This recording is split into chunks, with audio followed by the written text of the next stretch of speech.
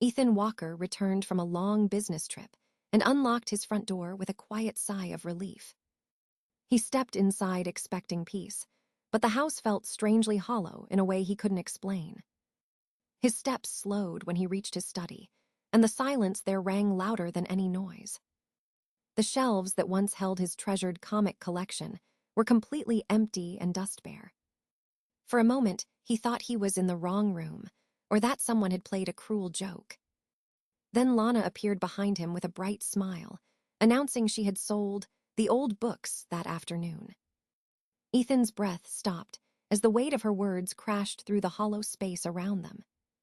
She said she'd earned $8,000 and expected him to be grateful for the surprise. But Ethan knew instantly that what she had done was far bigger than a simple misunderstanding.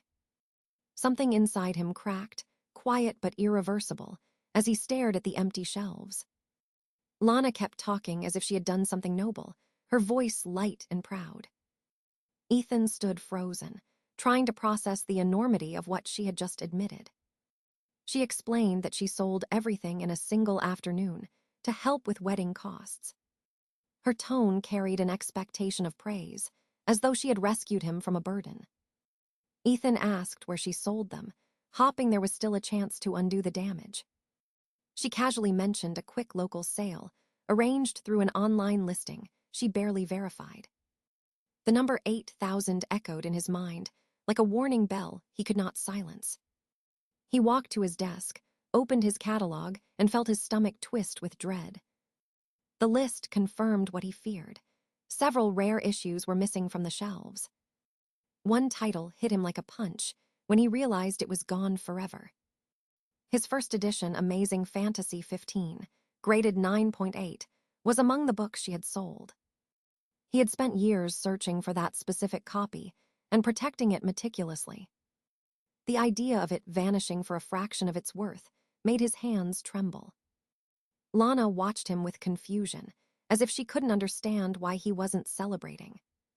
She shrugged and said he never mentioned they were valuable or important. Her words landed like another blow, revealing how little she understood his passion. Ethan tried to explain the real value, but she crossed her arms defensively. She insisted that wedding expenses mattered more than dusty collectibles on a shelf. Her dismissiveness sharpened the sting, making the room feel unbearably small and tense. He opened his phone and pulled up recent market values for the missing issues. Every number confirmed the same truth. She had wiped out nearly $250,000. When he showed her the prices, she laughed nervously and accused him of exaggerating.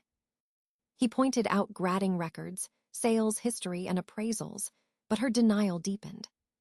She claimed that if they were truly worth that much, he should have told her outright. The blame slipping from her lips made Ethan feel something inside him turn cold. He realized she didn't grasp the weight of what she had done, nor did she want to. She stepped closer, insisting that couples share everything and that selling them was reasonable. Ethan stepped back, unable to ignore the breach of trust spreading between them. His voice stayed steady as he told her he needed to call his lawyer immediately. Her face shifted from irritation to fear as she realized he was serious. She tried to stop him, insisting they could talk it out if he calmed down. But the damage was too deep, and her excuses only widened the emotional fracture. He walked out of the room and dialed his attorney with shaking fingers. Explaining the situation made the reality sink in even harder than before. His lawyer instructed him to gather documentation and prepare for legal recovery efforts. Ethan returned to the study and photographed the empty shelves one by one. The absence of each book felt like a small betrayal echoing across the room. He gathered invoices, emails, and appraisal notes that proved long-term ownership. Lana hovered behind him, shifting between apologies and accusations without consistency. Her frustration grew as she realized he was no longer trying to comfort her. Ethan felt a quiet clarity settle in as he collected the last of the documents. He understood that the real loss was not the comics, but the trust she had shattered. Lana began panicking the moment Ethan ended the call, her voice rising in uneven bursts. She kept insisting that everything could be fixed if he would just stop overreacting. Ethan didn't respond, and the silence only made her more frantic. She grabbed her phone and tried contacting the buyer, but every message bounced back unanswered. Her face drained when she realized the packages had already been delivered earlier that evening. She rushed through tracking numbers, hopping for delays that did not exist. Ethan quietly watched her desperation grow, but no part of him felt relieved. He wanted his collection back, not the spectacle unfolding in front of him. Lana's fear shifted quickly into anger as she accused him of caring more for paper than for her. She posted vague messages online, portraying herself as a fiancée abandoned over old comics. Within minutes, her friends commented, comforting her and attacking Ethan in absentia. Some called him materialistic, others mocked his hobby as childish and obsessive. Ethan read the posts and felt a dull ache in his chest, more weary than angry. He drafted a formal demand letter with his lawyer, detailing the value of every missing issue. The letter required the full return of the comics, or restitution, of $247,000. When Lana saw the document, she burst into tears and accused him of trying to ruin her life. He told her calmly that she had made the decision without consulting him. His tone seemed to unsettle her more than if he had yelled. She lashed out with a barrage of texts, alternating between pleas and blame. Some messages accused him of cruelty, others begged him to reconsider the wedding. Several of her late-night messages turned darker, filled with accusations and veiled threats. Ethan saved everyone, knowing emotion could not erase the legal reality.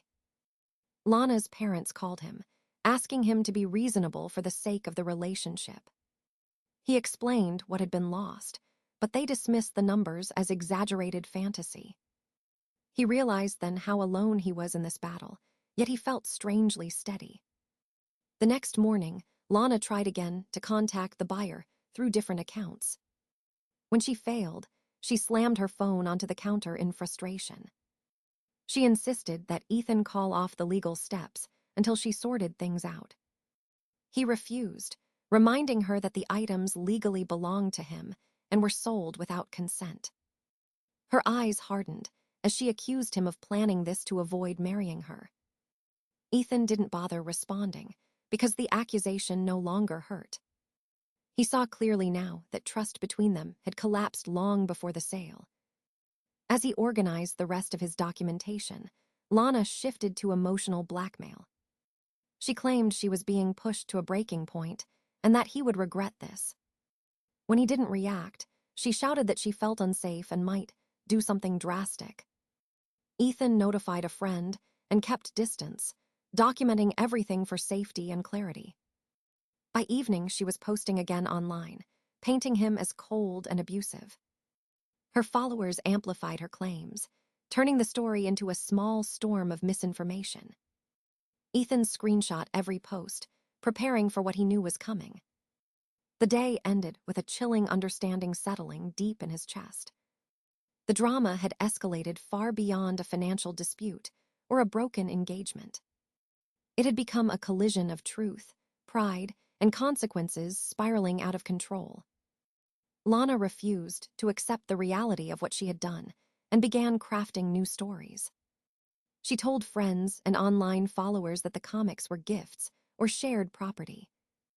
Every explanation she offered tried to diminish her responsibility while blaming Ethan.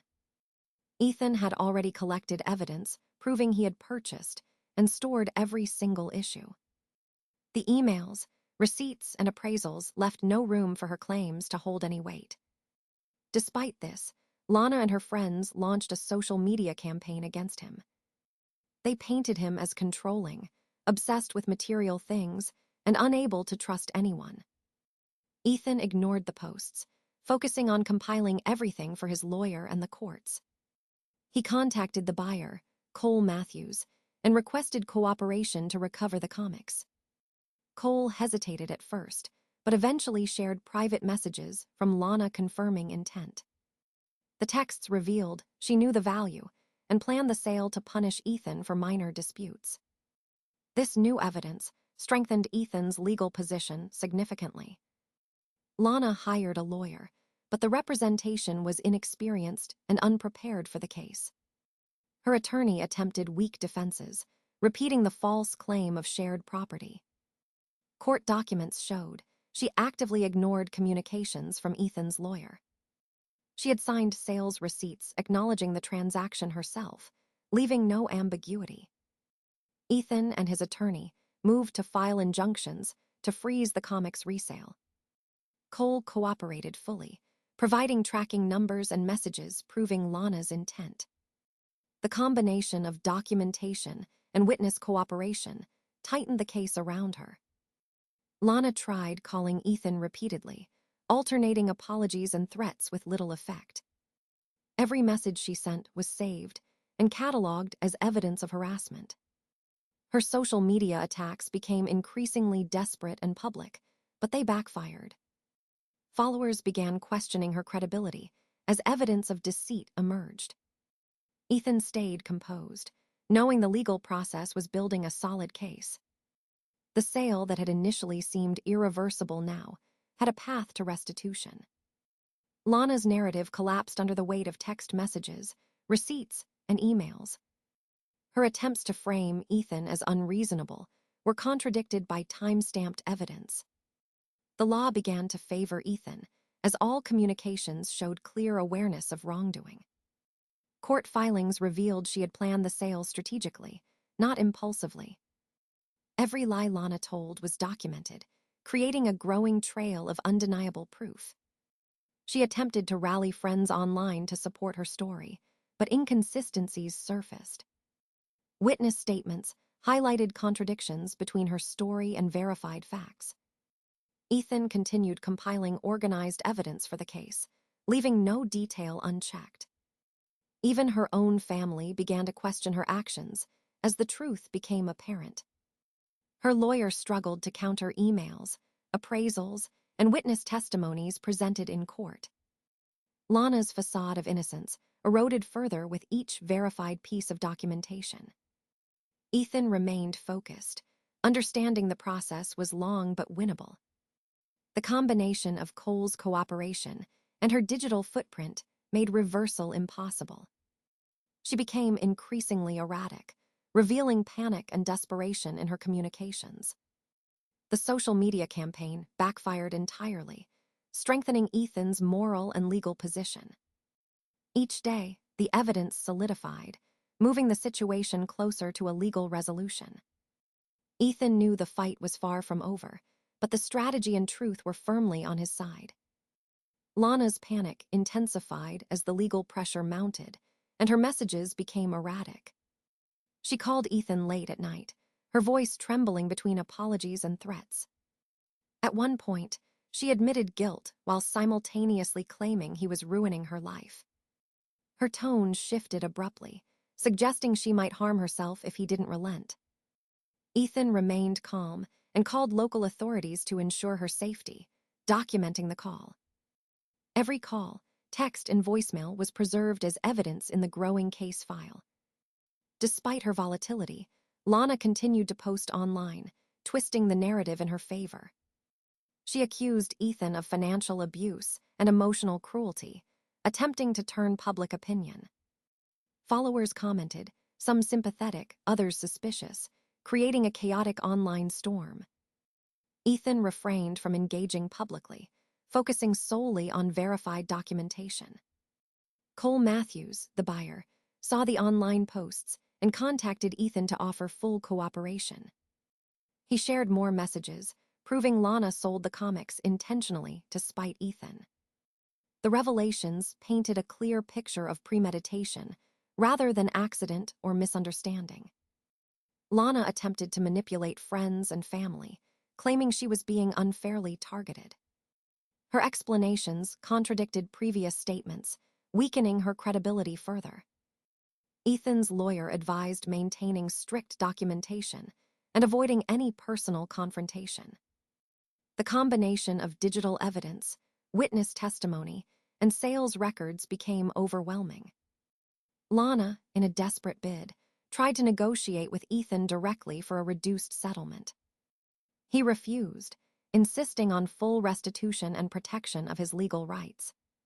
She then escalated her tactics, filing public complaints and blogs to portray herself as victimized.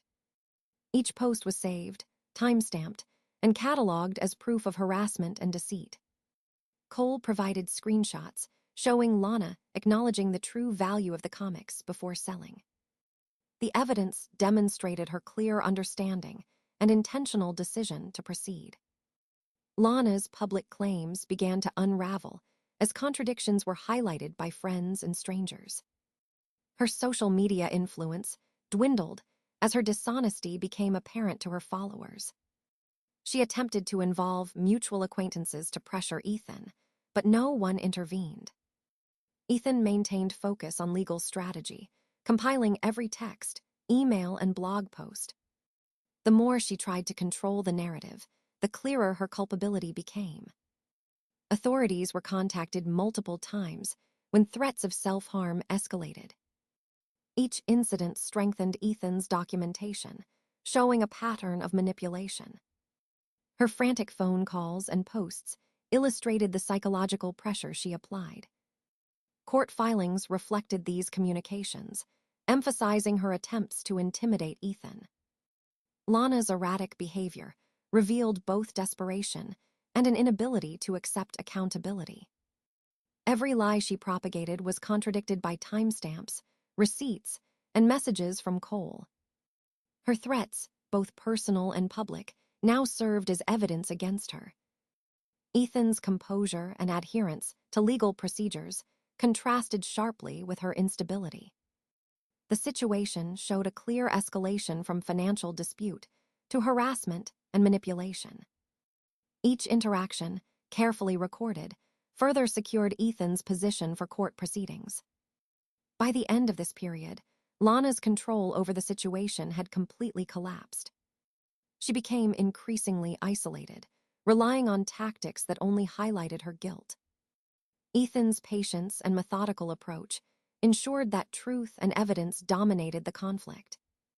Every attempt Lana made to regain advantage only deepened the case against her.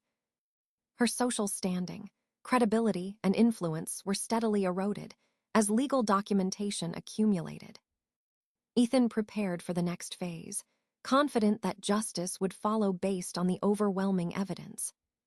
Authorities reviewed all evidence and concluded that Lana had committed grand larceny. The scale of the theft and the premeditation were clear from receipts and messages. Ethan submitted a complete dossier including texts, emails, and appraisal documents. Lana was arrested at her workplace, stunned and unprepared for the legal consequences. She lost her job immediately, and her professional reputation began to crumble. Her lawyer struggled to mount a defense against overwhelming documentary evidence. Court filings included statements from Cole Matthews confirming Lana's awareness and intent. Every claim she made about shared ownership was contradicted by timestamps and receipts. Social media posts she had made were used as evidence of her attempts to mislead others. The judge reviewed the compiled documentation and noted the pattern of deceit. Lana tried to argue that she sold the comics in good faith, but the court rejected it. The prosecution presented detailed valuations, showing the collection totaled nearly $250,000. Individual issues like Amazing Fantasy 15 were highlighted to demonstrate high-value loss. Witness testimony confirmed Ethan's long-term ownership and careful preservation of the collection. Lana's past claims of ignorance were disproven by her own messages to friends and buyers. The defense attempted to paint Ethan as controlling, but the evidence contradicted every point. Court documents showed she had acted alone and knowingly transferred valuable property. Ethan attended the hearings, calm but firm, observing each revelation unfold. The court examined threats and harassment messages, highlighting her pattern of manipulation. Lana's claims of emotional distress or duress were dismissed as inconsistent and exaggerated. Cole's cooperation was pivotal, providing a first-hand account and corroborating digital proof. The cumulative evidence painted an unambiguous picture of deliberate theft. Judges and jurors noted her repeated attempts to evade responsibility and mislead the public. Lana's social media activity, blog posts, and text messages were systematically introduced in court. The prosecution demonstrated that her behavior caused financial and emotional harm to Ethan. Lana's attempts to frame the comics as gifts were dismantled piece by piece. She was unable to provide any credible documentation supporting her false claims. The jury deliberated and found her guilty of grand larceny in the second degree. The sentence reflected both the financial magnitude and the premeditation involved. She received a prison term of 2 to 4 years and was ordered to pay restitution of $240,000. Lana's lawyer attempted appeals, but the volume of evidence made overturning the verdict unlikely. Public perception shifted as news outlets reported the conviction and detailed her actions. Her professional and personal life suffered irreversible damage as a result of the trial. Ethan, meanwhile, focused on recovering his remaining collection and restoring order. Cole helped return several key pieces, ensuring Ethan could regain part of his collection. Lana's actions served as a stark example of the consequences of deceit and betrayal. The court emphasized that theft of this magnitude carries both criminal and civil liability. Ethan's measured approach and thorough documentation were highlighted as crucial to justice. By the end of the trial, Lana had lost legal standing, reputation, and control over her life. The ruling underscored that deliberate violations of trust and property rights carry serious penalties. Ethan left the courthouse knowing justice had been served and his rights fully upheld. The verdict also sent a clear message about the importance of evidence, honesty, and accountability. Lana was released early due to overcrowding, but her life had been completely upended. She moved back in with her mother, carrying debts she could barely manage. Her professional reputation was ruined, leaving her with few employment opportunities. She tried to launch social media campaigns and seek donations, but none succeeded. Her attempts at building influence failed as her credibility had been destroyed. Lana faced constant reminders of the restitution she owed, nearly $240,000. Every attempt to rebuild her life seemed blocked by the consequences of her actions. Ethan, in contrast, began restoring his life with careful planning and patience. He relocated to a new home, prioritizing security and privacy for his valuable collection. His first step was installing reinforced storage and enhanced security systems. He contacted Cole Matthews to retrieve as many lost comics as possible. Through their cooperation, Ethan recovered roughly 60% of the original collection. Each recovered comic was cataloged and carefully preserved as before. The experience made him more cautious about trust and ownership of valuables. Ethan also took steps to strengthen his legal protections for future acquisitions. He focused on personal growth, learning from the betrayal and its impact. During this time, he met Ava Brooks, who shared and respected his interests. Ava's support helped Ethan regain emotional balance and confidence in relationships. Their bond was built on mutual respect and understanding of personal passions. Ethan gradually reestablished routines and regained a sense of stability. He returned to his hobbies with renewed energy, focusing on collecting thoughtfully. The legal and personal ordeal taught him the importance of boundaries and vigilance. He maintained careful records of all purchases and interactions related to his collection. Ethan also took time to reflect on how trust can be violated in subtle ways. He developed a stricter approach to partnerships, both personal and financial. The stress and betrayal left lasting marks, but he found ways to recover gradually. Meanwhile, Lana struggled with isolation and the stigma of her criminal record.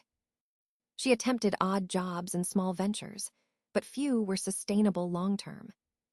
Her debts grew as she failed to meet restitution obligations and basic living costs. Attempts to rebuild social connections often failed due to her past actions. Ethan, on the other hand, rebuilt relationships and focused on supportive communities. He remained cautious, but open to new friendships and connections. Recovery for Ethan was both practical, with the comics, and emotional with trust rebuilt. He found satisfaction in regaining control over his life and preserving his passions. Ava became a steady presence, helping him enjoy hobbies without fear of betrayal. The contrast between Ethan's recovery and Lana's downfall was stark and instructive. Ethan learned that protecting what matters includes legal, emotional, and social safeguards. His life after the ordeal reflected resilience, careful planning, and cautious optimism. Lana's continued attempts to contact Ethan via email went ignored and ineffective. Ethan focused on the future, valuing relationships built on honesty and respect. He realized that what he protected was not just objects, but principles of trust. The experience left a lasting impression on him about human behavior and accountability. Ethan's regained stability allowed him to enjoy hobbies safely and rebuild confidence. He remained vigilant, knowing that past mistakes could have been far worse without caution. The story concluded with Ethan moving forward, stronger, wiser, and more self-assured. Lana continued sending emails, blaming Ethan for everything that had happened. She never admitted responsibility or recognized the consequences of her actions. Each message he ignored reinforced his resolve to move forward without her influence. Ethan understood that the comics were more than objects. They represented trust. The ordeal had taught him the importance of boundaries and protecting what mattered. He realized that respect for personal property is inseparable from respect for a person. Every recovery step he took restored not just his collection, but his sense of control. Ava remained by his side, supporting him and sharing his interests without judgment. Their relationship was built on mutual respect, honesty, and understanding of passions. Ethan felt a quiet peace, knowing he could trust someone again completely. The lessons from Lana's betrayal stayed with him, shaping his future decisions. He became more cautious, yet more confident in asserting his rights and boundaries. The story left a clear moral. Some people believe they are entitled to what isn't theirs. Trust, once broken, can be protected, but only if one acts decisively from the start. Ethan's life moved forward, stronger and wiser, with his collection partially restored. He had learned that defending what is yours is about principles, not just possessions. Lana's downfall remained a cautionary tale of entitlement, deceit, and consequences. Ethan embraced a new chapter, valuing honesty, respect, and relationships built on trust. He knew that safeguarding both property and principles was essential for lasting peace. The ordeal ended, but its lessons guided him into a future of careful optimism and resilience.